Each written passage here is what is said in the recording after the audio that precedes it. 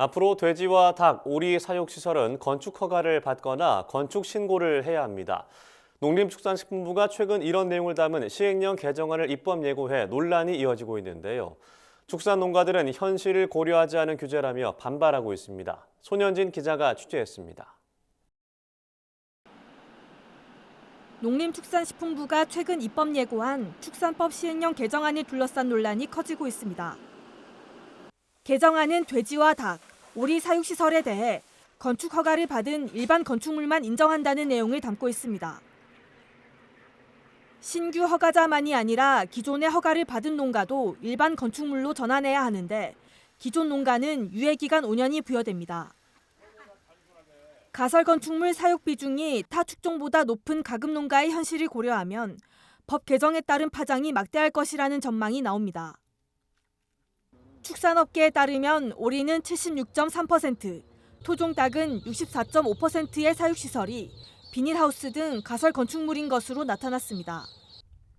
농식품부 측은 가축질병 발생 피해와 축산 악취 민원의 증가에 따라 농장 단위 방역과 환경 관리를 강화할 필요가 있다고 설명했습니다.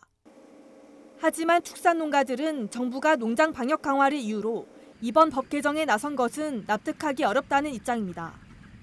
축사시설 현대화 사업 등 다른 대안이 있는데도 축사 규제를 신설하는 건 부당하다는 겁니다. 특히 축사 축조에 대한 지원책을 마련하지 않아 농가 스스로 상당한 비용을 감당하게 하는 건 문제라는 반발이 나옵니다. 우리 사람들의 존폐 위기를 따져볼 만한 거죠. 방역의 빌미로 이렇게 하는 것은 문제가 있다고 보는 거고 지원책을 충분하게 확보한 다음에 법을 시행해야 된다.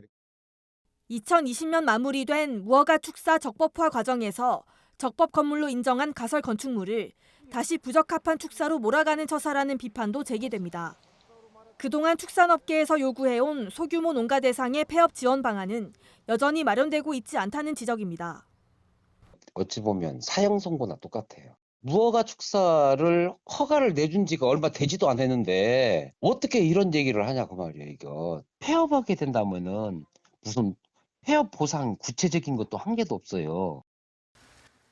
농식품부가 지난해 11월 이번 개정 내용에 대해 관계기관 의견 조회를 했을 당시에도 축산단체의 반발이 적지 않았습니다.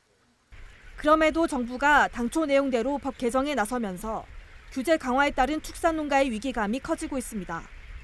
MBS 손현진입니다.